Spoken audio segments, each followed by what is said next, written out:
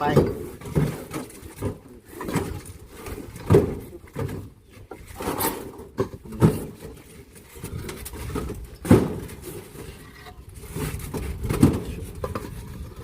ได้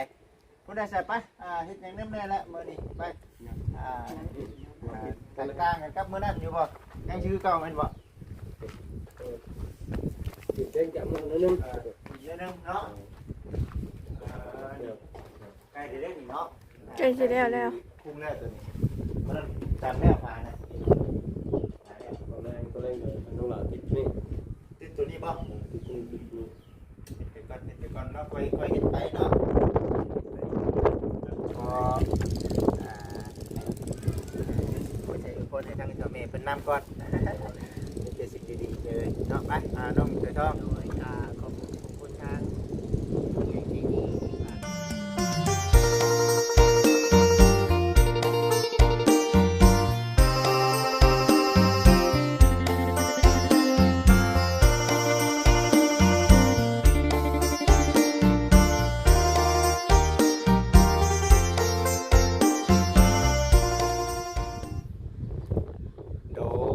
โดยกับทักทายสบายดีเด้อกับสบายดีสวัสดี FC เบิดสุขสู่คนทางฝั่งลาวฝั่งไทยทางต่างประเทศเด้อพ่อแม่พี่น้องเด้อพวกพ่อกับประจิบคือเก่า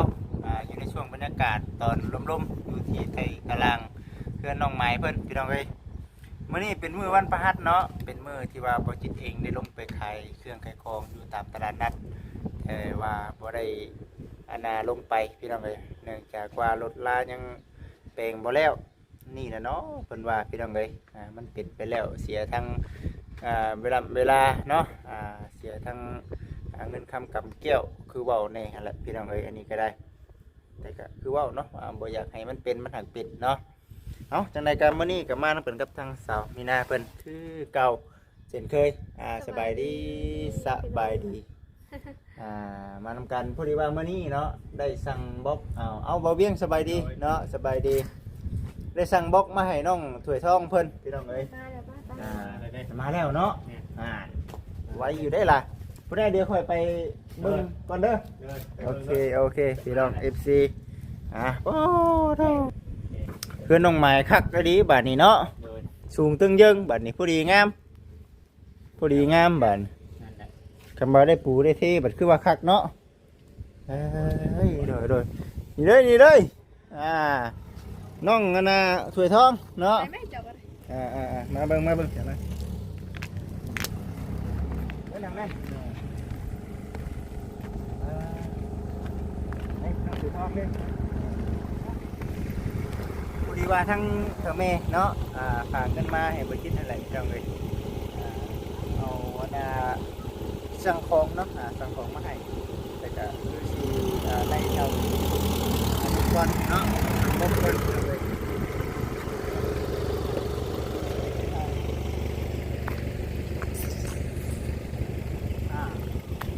100 ก้อนเนาะ100 ก้อน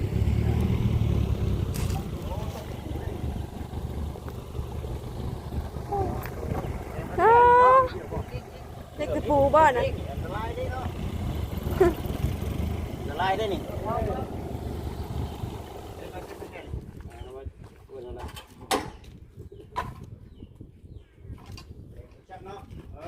นั่นในตีนเจ้าน่ะให้จุกงกอยู่พูดตัวนั้น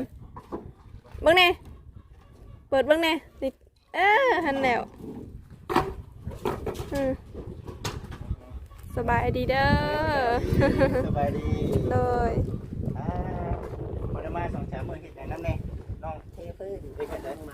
พื้นให้น้องไม้แล้วก็อยู่พุ่นบ่มาเช่าอยู่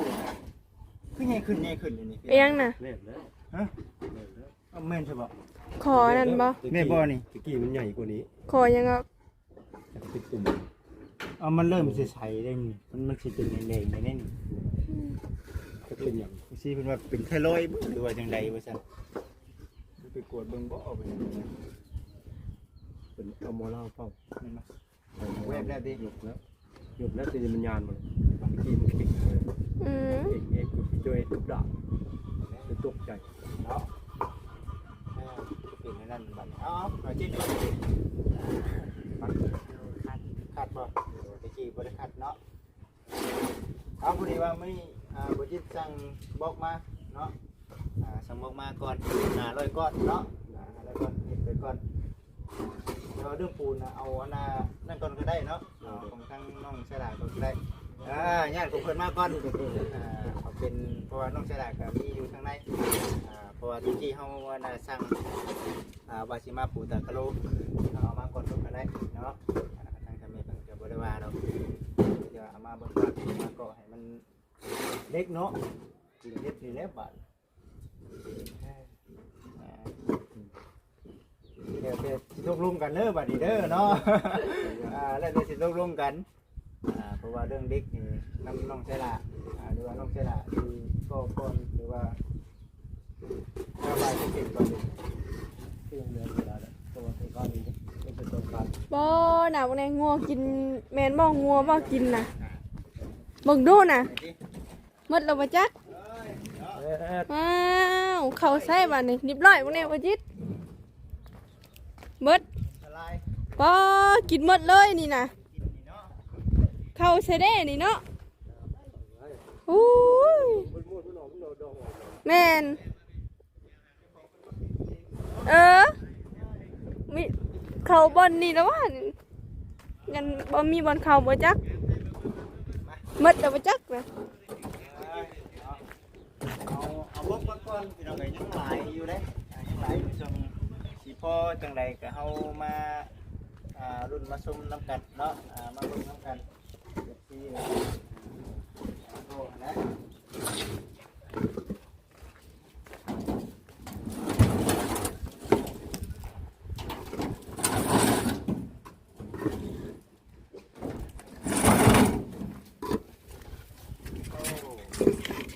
เนาะ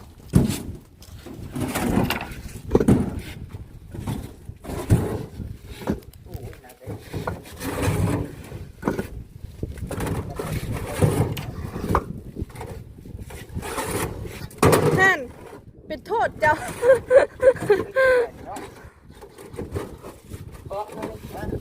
ตัวที่บ่นี่เนาะมีสูตรของมันเนาะ เกาะใส่แล้วบ่จิตตอนแรกจะเกาะใส่ซะ ที่ได้เคยก็ที่คือเขาเนาะตามเราอยู่เนาะนี่ก็สุดได้จังเดียว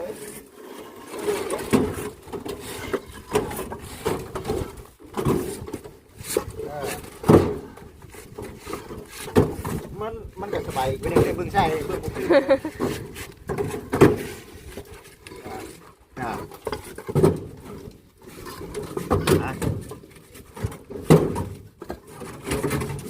ตัดไป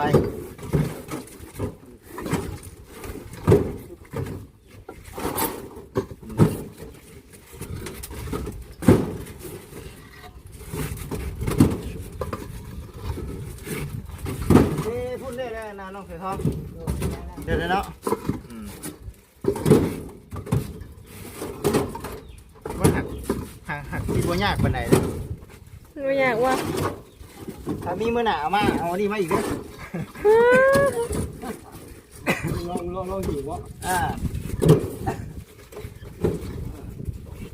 คืออยู่ได้ล่ะ คือว่า ว่าจะมาทำลายสิ่ง ห่านเอาอีกแล้วเจ้า เนาะจะบ้ากำลังได้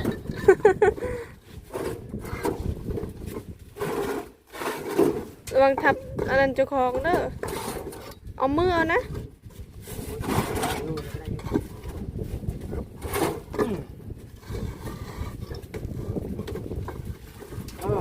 คัดก้าวเลยเถอะ อันนี้ก็มีแต่อันนั้นละมีขี้ดินละ ไม่ได้มันมา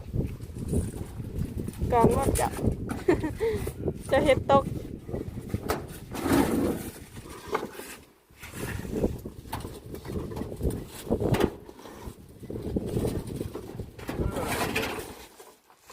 บอกมาก่อนพวกยังบ่พอเนาะ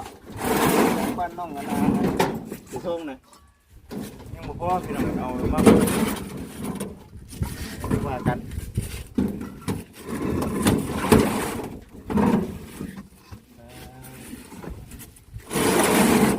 3ห่อ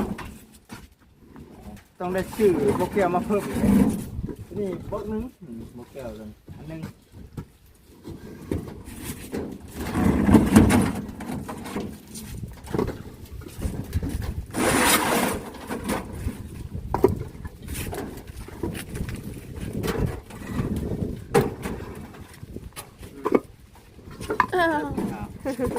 บรรยากาศนะลุ่มลุ่มหนาวๆนี่มันพิษย่ำหนาวเข้าสงกรารเลยนี่วะนะเข้าสงกรารมันพิษย่ำหนาวอยู่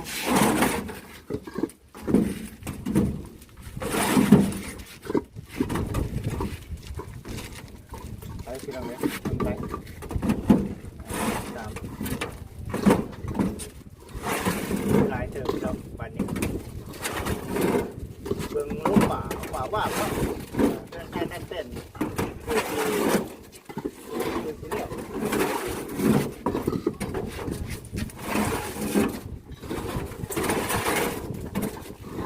เบิ่งเดี๋ยวนี้ทำไม่ได้เลยเนี่ย นั่งอยู่บ่ ตากเป็นแบบใน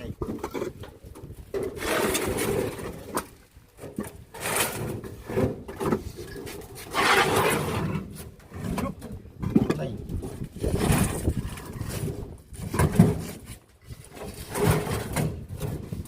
ต้องเซติเจ็บเลยเนาะ เดี๋ยวรอดเดี๋ยว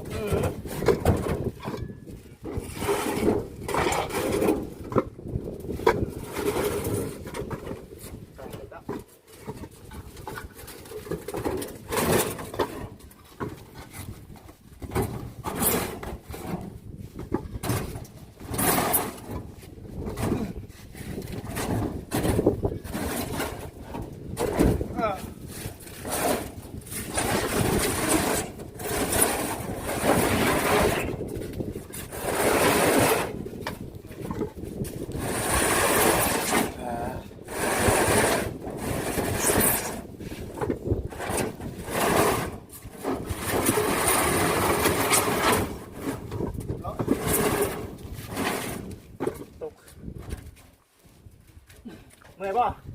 เมื่อยเนาะ สั่งถามเนาะ เมื่อยอยู่เนาะ ร้อยเว้ย อ่าโอเคเด้อนี่เด้อเอาผมขอบใจได้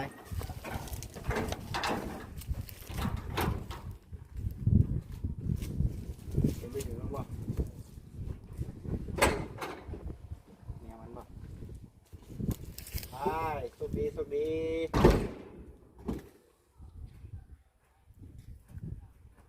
แล้วทีมห้อยมัน เร็ว อ่าหลายดีเนาะ ไหน เอ๊ะเดี๋ยวยุ่งเลย นี่ว่าบัน อยู่บ่ มาเองแล้วเนาะ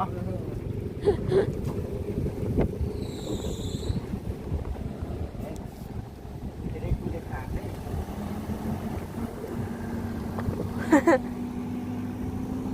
เนาะ474 เมื่อคืนนี้เห็นว่าทะเบียนรถออกนะ เห็นบ่ได้โอ้บดซีโตเลยเนาะชื่อบนล่างมันเรียบร้อย ขาดช่วยเนาะ ขาดช่วย ขาดที่ช่วย 1,000 ขาดช่วยทางเฮงของ เออ เดี๋ยวผู้ตามเฮาผู้ร้องเพลง เพิ่นละเห็ง 14ล้าน 14 ล้านเพิ่นถึก 14ล้าน เป็น17ล้าน นี่ จะได้17ล้านเอาเงิน17ล้านแล้วมาให้เออ ถึกเลขเมื่อคืนนี้ติ เอาเงินชื่อเด็กโดนบัจิตเอามาให้บาทนี่คักเนาะแต่คือว่าวิทย์ไป ร้อยเป็นสองลาเตอร์ 28,000อยู่ในน่ะห้านของเจ้า23,000เพื่อไล่ค่ายางทหารเป็น28,000ก็เลยว่าเอ้าขาดสิเป็ดเนาะเฮ้ยมาบอกเขาดีน้องเพิ่นจับเจืออยู่นะมื้อนั้นว่าซั่นขับเมื่อมาเป็นเลยเนาะ ก็เมื่อบัดเอาเนาะ พากันซื้อน้ำก่อนอยู่ดีๆอยู่อะ ว่าเบิ่งคลิปเห็นสาววินาหายเป็นยัง ยังสิ แน่มึงหลดมุ่นเลย มุ่น มันบ่เป็นธรรมดาเด้ดิ สาวเกิดว่า ตำเขาได้แล้วว่าเขามาเกาะ โอ้ยเนาะ เราก็ปุ๊บเนาะ ปุ๊บป้าตุ๊บ เอาปุ๊บเดี๋ยวที่ได้ แลนเด้มันว่า สวยเนาะ อืม บ่ได้น้องน้อยนะสวยพอบ่ทันเลยได้เจ้า แม่เอฟซีเพิ่นก็ให้ไปตามให้ได้อฮะฟังเบิ่งก่อนหลายหมู่ผลิตเหมือนกัน หลายมื้อจังผลิตน้ำโอ้ยบ่ได้เพิ่นก็เพิ่น บ่ได้ผลิตได้เลย แม่คำบ่ได้น้องเพิ่น28,000แม่นบ่ได้เลยพี่น้อง แม่น แม่นอยู่เฮาบ่ได้หยังก็ตามแต่ก็ได้ค่าซ่อมมันแหละก็ต้องขอบคุณขอบใจน้องเพิ่นอันนั้นก็ได้เนาะเดี๋ยวสักมื้อสิลดแล้วเดี๋ยวสิพากันไปเยี่ยมน้องชื่อของฝากของต้นไปให้ก็กำลังใจน้องเพิ่นเนาะกำลังใจน้องเพิ่นยังบ่หลายก็ยากพี่น้องเอ้ยสิไปให้น้องเพิ่นอยู่โอ้ยถือว่าดีโชคดีดิเนาะ ผู้มาสบรถก็มากับลูกชายลูกมันนี่ล่ะอาจารย์สอนมาเดือดเนี่ยกันหนู แม่จานูแล้วเราคือว่าเนี่ยแล้วเราเป็นคนเว้าเก่งเราเป็นคนเว้าเก่งนี่แหละเนาะจังว่าเราบอกว่าโอ้ยเนาะน้องคือยอมง่ายแท้ว่าซั่นคือบ่เอาให้มันอันน่ะผู้หันแน่น้องเอ้ยว่าเพราะมันบ่ควรเสียเฮาว่าซั่นก็เลยบอกว่าให้มันบิดไปอ้ายเอ้ยว่าซั่นเฮ็ดไปได้ซั่นขอบมุกขอบใจอ้ายเราคือกันได้นั่นก็ได้แต่ว่าเราก็คือว่าแน่แหละแล้วก็เป็นผู้ที่ว่าเกือบเพื่อนเนาะ ลงเศร้าเนี่ยลงไปสุดวางไก่เล่วันไก่โถนวันก็เตยวันก็เตยมีรถจักรคันนึงโอ้ในข้าวมาซื้อหมูตำงัวเขาสลบคาที่เลย คนบ่ คนสลบ คนสลบเลยเนาะ โอ้ยมาพอได้ก็เตะนี้มาเตะลัดรถโอ้ยช่วยเราแน่ว่ะ โอ้งูแต่ย่านก็บ่ได้เลย อย่า เนาะ โทษ บ่ได้ เราเจ็บเลย คิดแต่ว่าเป็นหยังก็เอาให้เอิ้นกันมาหลายๆคนฮู้ มา กันนั่นแหละ กันหลายคนเลยดีว่ะมาพอดีลัดรถได้คันหนึ่งอันโซมเราขึ้นรถได้เลยรถขึ้นห้อรถจักรเล่าแน่บ่รถจักรมีผู้หนึ่งซ้อนท้ายกันมาจะขี่รถจักรว่ะน้ำไปส่งเราว่ะเอาปลาจีสุกสลามันเดือด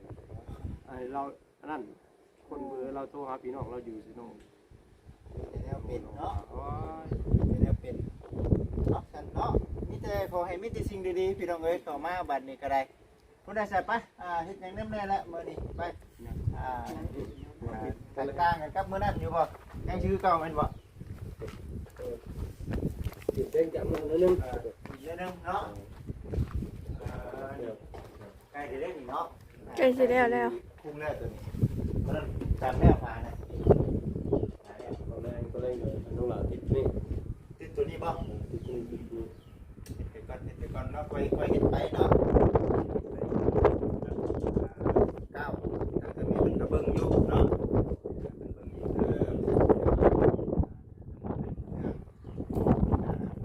คานมันบ่ เฮ็ดเป็น2ห้องบ่ สองห้องนี้ได้ห้องนี้ก็ได้ ห้องนี้บ่ แต่ว่าประตูบ่ได้ทำกันเนาะบ่ได้เอาเชิงแบบนี้ดิเฮ็ดนี่ได้เนาะสูตรของการเฮ็ดเรือนเพิ่นพี่น้องเอ้ยเนาะก็ถือว่ายังอยู่ในขั้นตอนของการเทท่านนี่ก็ตั้งบ่แก้วกองเนาะตัวนี้เนาะได้เรื่องงานได้เนาะเพิ่นตั้งบ่แก้วเนาะให้ในบัดงานนี้ได้อยู่มีแต่ว่าเอาสับนี้มาก่อนเด้อเนาะสับนี้มาก่อนพี่น้องเอ้ยมีแต่ว่าเบิ่งไปนํกันเดี๋ยวให้ทางน้องๆเพิ่นคอยเฮ็ดไปก่อนมื้อนี้ก็เอาหน้าบล็อกมาให้ก่อนเนาะพอดูว่าจังไดก็จังว่ากันอีกเทื่อเนาะเราลุ้นกันอีกเทื่อพี่น้องเอ้ยมื้อนี้ก็เอาว่าซั่น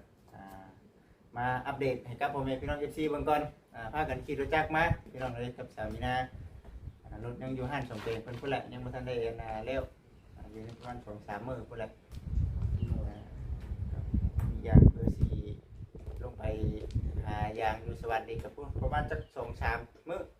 บ่ขาดเลยเนาะฮะ ยางเตะเลยมัน ยางแตกเลย โอ้ยยังเล็กแต่ได้ไปแทงเนาะ เด็กบ่มันมีน็อตดอกอยู่ธรรมดา ใกล้ๆกับแก้มมันหั่นเด้ ใกล้แก้มดอกบ่ชุดนั่นน่ะเฮือนนั่นใกล้เฮือนมันนั่นแหละมันจะมีงออยู่โอ้ว่าต้องได้ไปหา อย่างอีกเนาะ ยังโชคดีอยู่รถถึงเจ้าผู้ปี เนาะ ลงปีนลงบนนั้นขอบทางสู่ดอก วันนี้เนาะแต่ว่ารถเฮาเป็นหันเป็นนี่มากแบบถ้ามาเป็นที่ใหม่บ่คือเก่าแล้วบาดเนาะอันนี้แบบแค่นี้แต่ว่าเอาบ่ได้ขับไว้แต่ว่าตามปุ๊บมันก็รับวับเลยนะคือรถเอามารับรถถ้าอยู่หารถบ่ได้สลัดบ่ได้อะไรไปไหนนะรถเอามันบ่ได้ไว้เนาะบ่เลยสิขับไว้ขับซ่าครับว่ามันสิเป็นก็เป็นเนาะเจ้าบ่สนเขาชนเฮาคือว่าแน่เนาะแม่นเพิ่นเพิ่นว่าอีพี่น้องเอ้ยตัวเสียมันเกิดอุบัติเหตุคือว่าแน่แหละครับเนาะแต่ว่าเฮ็ดไปเนาะทางน้องๆเพิ่นก็ได้ไปมันนี่ไปเฮ็ดอยู่ของการเลี้ยวบ่บัดนี้แล้วเดี๋ยวกับแล้วเนาะปุ๊บทางนี้ต่อไปบ่ทางนี้ต่อเดี๋ยวที่ถึงก็สิมาอัปเดตคือกันพี่น้องเอ้ยคอยอัปเดตไปเนาะ ลมแห้งนี่เนาะวันนี้กี่รถจักรก็วิวอยู่ ทางแล้วพี่น้องพบเนาะทางแล้วเบิ้ลนี่ก็ได้เติบแล้วเนาะตัวเบิ้ลนี่ไปผู้ใดเดี๋ยวซีนะตายต้องรอจากซีที่มึงได้ชมเที่ยไปน้องอยู่ท้องไปวิ่งก็ได้ขอบคุณทางนาทางเมย์เพิ่นก่อนเนาะพอคนให้ทางทางเมย์เพิ่นนำก่อนเป็นสิ่งดีๆเลยเนาะไปน้องอยู่ท้อง โดยขอบคุณทางผู้ใหญ่ใจดีที่ฝากเงินมาซื้อของให้น้องที่ท้องกับขอให้แม่ดีมีแห้งความเจ็บไว้ให้ได้ความไข้ไว้มีแม่ปรารถนาสิ่งใดก็ขอให้ได้นักปรารถนาแม่ให้ลูกมาสำใดก็ขอกลับไปหาแม่ร้อยเท่าพันเท่าเด้อขอบคุณทางวาจิตและสามีนาที่มาเป็นสะพานบุญให้น้องที่ท้องก็ขอให้วาจิตไปทางใดมาทางใดก็ขอให้วาจิตอยู่ดีมีแห้งความเจ็บให้ได้ความไข้ให้มีปรารถนาสิ่งใดก็ขอให้วาจิตเจริญในที่การงานเด้อสาธุ น้องคือกันเนาะขอสมดังใจปรารถนาเนาะในชั้นนั้นเป็นแล้วไวๆได้ขึ้นอยู่ขึ้นเศร้าเนาะคือหมู่คู่เพิ่นนั่นแหละน้องเพิ่นเองลงเบิ่งเนาะสิเป็นจังไดว่าซั่นพี่น้องเอ้ยไปซะเนาะคือสิประมาณนี้แหละคลิปนี้ก็ได้พี่น้องมีแต่สิถ่ายบรรยากาศให้กับผมพี่น้อง FC เบิ่งรอบๆเพิ่นก่อนแล้วต่อกันมีหยังจังหวัดนี้เทื่อเนาะไปซะเนาะสบายดีมา FC เอ้ยเนาะสิได้พา FC เลาะเบิ่งรอบๆเพื่อนว่าสิเป็นจังใดคือเก่าเช่นเคยแล้วนี่นะเนาะงามแท้งามว่าหันได้พี่น้องเอ้ยเนาะสวยงามอยู่แล้วเฮือนชานด้านเป็นผู้ใหญ่เพิ่นเฮ็ดให้นี่เนาะสวยงามนี่ดิดีใจน้ำข้างนั้นยังข้างนั้นเนาะข้างนี้เริ่มแล้วเริ่มนั่นไปแล้วเอาอยู่ดีมีแห้งเด้อแม่เด้อเนาะขอขอบคุณแม่หลายๆที่ให้ลูกเองเป็นสะพานบุญให้ขอให้อยู่ดีมีแห้งเด้อแม่เด้อเนาะปราศจากโรคภัยไข้เจ็บทุกประการเนาะอยู่ดีมีแห้งขอกล่าวคำว่าสบายดี